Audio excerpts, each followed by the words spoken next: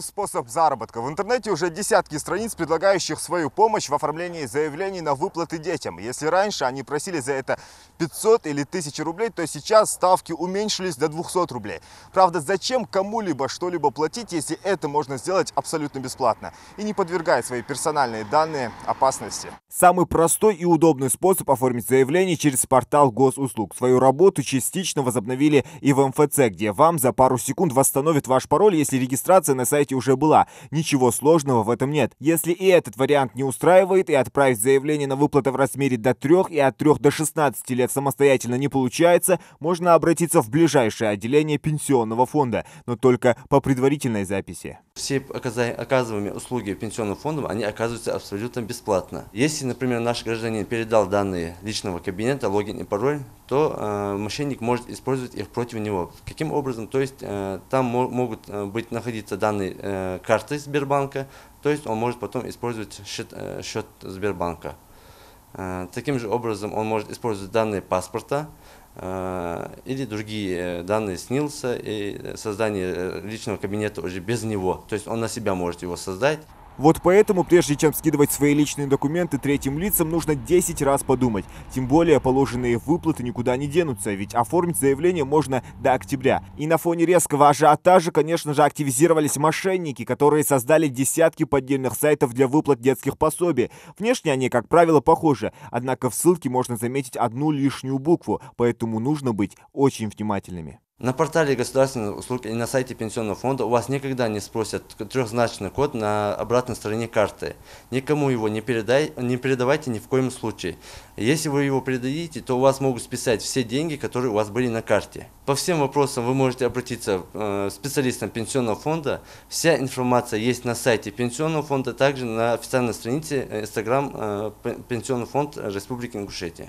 Такая же проблема и с ежемесячными выплатами на детей от 3 до 7 лет, которыми занимается региональный Минтруд. Те, кто с интернетом на «ты», предлагают свои платные услуги на оформление этих заявлений, хотя все это делается бесплатно и без всяких усилий. Передача данных третьим лицам может обернуться неприятным сюрпризом. Так как они в последующем могут быть использованы для других целей.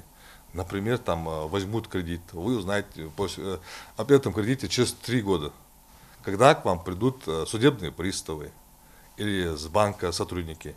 Поэтому я убедительно прошу, чтобы свои персональные данные не передавали третьим лицам. Ингушетия, одна из первых в стране, начала принимать заявления на ежемесячные выплаты от 3 до 7 лет, на 2 недели раньше, чем положено. Ситуацию с пособиями держит на контроле лично глава региона. Для удобства жителей во всех городских и районных отделах соцзащиты установлены специальные урны. Заявление можно подать легко. Для этого нужно скачать утвержденный бланк на сайте Минтрудри, распечатать, заполнить и опустить в урну. Правда, даже в этой незамысловатой системе некоторые решили наживиться.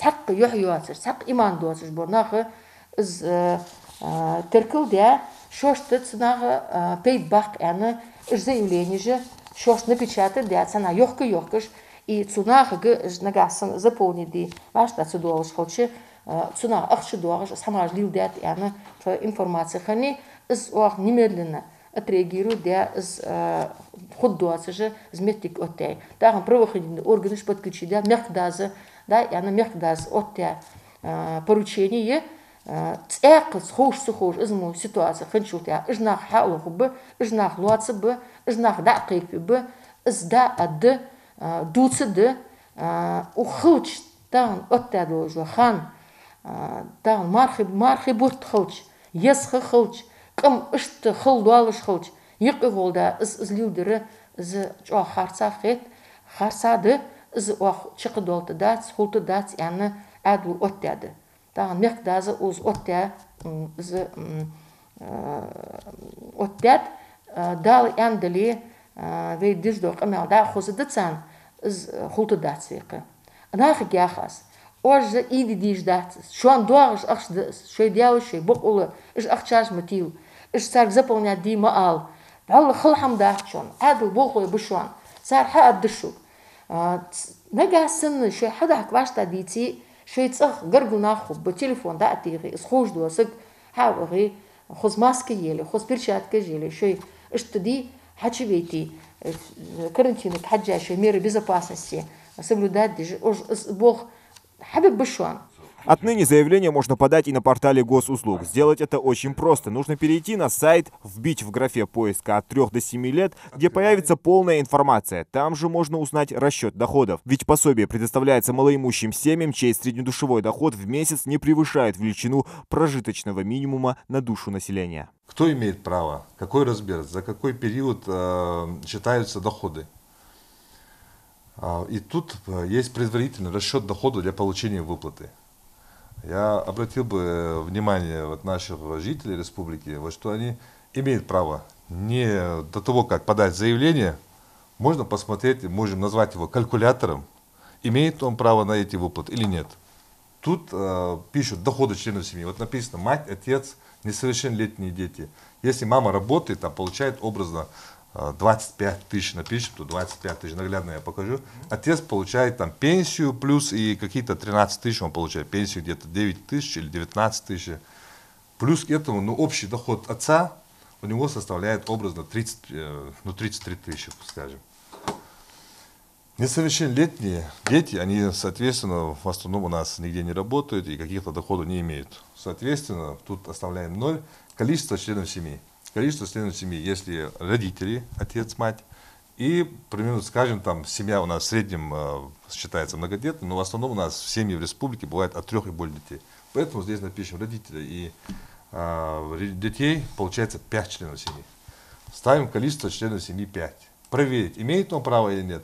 Вот здесь сразу автоматически становится доход на одного члена вашей семьи составляет 11 600 рублей. Вы не можете претендовать на данную выплату, так как размер величины прожиточного на душу населения составляет 10 361 рубль. Соответственно, здесь на каждого члена семьи превышает. Соответственно, он даже не надо ему писать заявление, он знает, что ему не положено. Все это проще, чем кажется. В системе может разобраться даже ребенок, поэтому власти региона призывают не платить за бесплатные услуги деньги и оформить заявление лично. От вас потребуется только бдительность, 5 минут вашего времени и документы под рукой. Зелимхан Калоев, Магомед Дидигов, Ислам Кусиев, Новости 24.